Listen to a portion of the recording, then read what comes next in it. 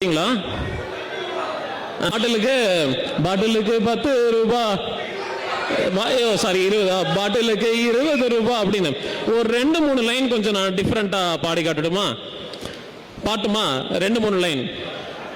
நான் ரெடி தான் வரவா அண்ணன், பாட்டிலுக்கு 20 ரூபா வாங்கடா, 10 ரூபா ஆதவர்ஜுன் உனக்குடா, இன்னொரு 10 ரூபா மார்டின் ஃபேமிலிக்குடா, 10வது பாட்டில் நான் குடிக்க 50 ரூபா சேர்த்தி வாங்கடா, ஓட்டு போட்ட மக்களுக்கு நெத்தியில நான் மந்தாண்டா. கேட்டா மெயின்டெனன்ஸ் காஸ்ட், எலக்ட்ரிசிட்டி பில்லு அப்படின்றாங்க. எலக்ட்ரிசிட்டி கரண்டே விடுறது இல்லையா? எப்படியா பில் வரும்? எலக்ட்ரிசிட்டி கரண்டே விடுறது இல்ல. இப்படி இருக்கு. அப்ப இவங்க வந்து தூய் ஆட்சியா கொடுத்துட்டு இருக்காங்க, நார் ஆட்சி கொடுத்துட்டு இருக்காங்க. நீங்க வந்து திமுக வந்து விமர்சனம் பண்ணிட்டு இருக்கீங்க. அந்த பாட்டு எங்க பாடினாங்க? கரூர்ல. பாத்தீங்களா? அந்த வீடியோ எல்லாம் பாத்தீங்களா? கரூர்ல வந்து அந்த பாட்டு பாடினாரு. விளைவு வந்து அவருடைய நெக்லிஜென்ஸ்னால, அவரை வழிநடத்தக்கூடிய ஆதவர்ஜனுடைய நெக்லிஜென்ஸ்னால 41 உயிர் போச்சு. இப்போ இது சம்பந்தமா வந்துட்டு சார் வந்து நிதி ஆயோக் கூட்டம் வந்து இப்ப டெல்லிக்கு போயிட்டு வந்தாரு. பாத்தீங்களா? நீங்களா டெல்லிக்கு போனது பாத்தீங்களா? சார் அங்க போய் முன்வரிசையெல்லாம் உட்காந்துட்டு இருந்தாப்புல.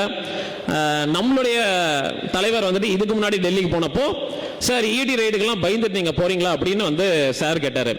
இப்போ சார் எதுக்கு போயிருக்கீங்க? என்ன இடி ரைடு, சாரி அது பேர் என்னப்பா, கரூர் கேஸ் வேற சிபிஐ கிட்ட இருக்குல்ல, சிபிஐ கிட்ட போனதுனால சாரை தூக்கி உள்ள வச்சிருவாங்கன்னு பயந்துட்டாரு. எங்கடா ஆதவர்ஜுன் வந்து உண்மையாவே முதலமைச்சர் ஆயிடுவாரோ, அப்ப நம்ம முதலமைச்சர் பதவி போயிடுமோ அப்படின்னு பயத்துல போய் சார் சரண்டர் ஆயிட்டாரு. ஆமாவா இல்லைங்களா? அப்ப யாரு நம்ம தமிழ்நாட்டோட முதலமைச்சர்? ஆதவர்ஜுனா. ஆதவர்ஜுனா தான். இது கூடிய விரைவில் நடக்க போகுது. முதலமைச்சராக இருக்கக்கூடிய ஜோசப் விஜய் அவர்கள் சிபிஐ கேஸ்ல வந்துட்டு உள்ள போறது உறுதி. அதுக்கு பின்புலமா இருந்து ஹெல்ப் பண்ண போறது ஆதவர்ஜுன் அவர்கள். ஆதவர்ஜுன் அவர்கள் முதலமைச்சரா வர போறாரு. இந்த நாடு மக்களும் ஒரு லாட்டரி குடும்பத்துக்கிட்ட இருந்த போய் இந்த தமிழ்நாடு போய் மாட்டிக்க போகுதுன்றது நினைச்சு பார்க்கறப்ப வருத்தமா இருக்கு. இதுல அவங்க ஜான் பிரிட்டோ, நீங்க கேள்விப்பட்டிருப்பீங்க. ஜான் பிரிட்டோ யாருன்னு தெரியுங்களா? மார்டின் ஃபேமிலி, அதாவது ஆதவர்ஜுனாவோட மாண்புமிகு முதலமைச்சர் ஆதவர்ஜுனாவோட மனைவி டெய்சி, அவங்களுடைய மாமியாரோட சொந்த அண்ணன். அவர் வந்து ஒரு பேட்டி கொடுக்குறாரு. என் மேல எல்லாம் போதை கேஸ் எல்லாம் இல்ல, ஆனா லாட்டரி கேஸ் எல்லாம் இருக்கு அப்படின்னு பத்திரிகையாளர்கிட்ட சொல்றாங்க. யார் யார் பேர்ல சார் எஃப்ஐஆர் இருக்கு அப்படின்னு கேட்டதுக்கு, என் தங்கச்சி லீமா ரோஸ் மார்டின், அப்புறம் சார் என் பேர்ல இருக்கு, அப்புறம் சார் என் மச்சான் பேர்ல இருக்கு, அப்புறம் வேற யார் சார், டெய்சி ஆதவர்ஜுனா பேர்ல இருக்கு. ஆதவர்ஜுனா மனைவி பேர்ல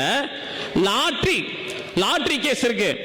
இவங்க வந்து தமிழ்நாடு வந்து காப்பாற்ற போறாராமா. எஃப்ஐஆர்ல வந்து 4வது இடத்துல டெய்சி ஆதவர்ஜுனா பேர் இருக்கு. இதெல்லாம் கால கொடுமை. லாட்டரி வித்து எத்தனுடைய குடும்பங்கள் வந்து செதஞ்சு போயிருக்குன்றது எல்லாருக்குமே தெரியும். தீ குளிச்சு செத்து போயிருக்கான். எல்லாம் வருது வாயில, என்ன பண்றது? இதெல்லாம் சொல்லக்கூடாது. அடுத்து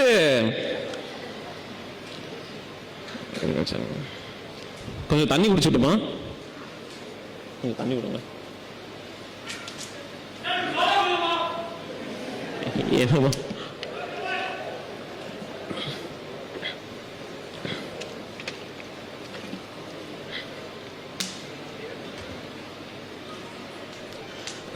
சனாதனத்தை பத்தி பேசுறப்பதான் வந்து நிறைய பேர் பொங்கி வருவாங்க வடநாட்டுல இருந்து.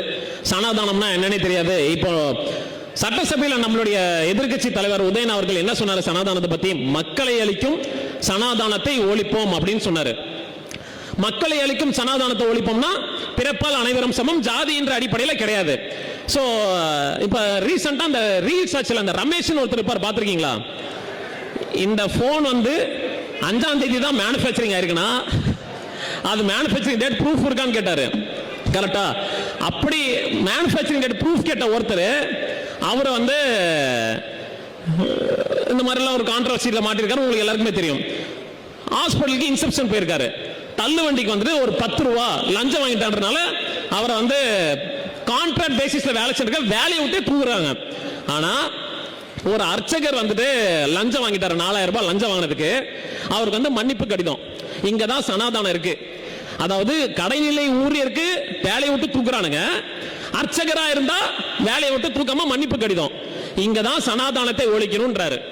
இந்த சனாதானத்துக்கு எதிரானவர் தான் உதயநிதி ஸ்டாலின் அவர்கள். அப்போ இது தீய சக்தியோட ஆட்சியில் இது நடக்கக்கூடியதான ஒண்ணு.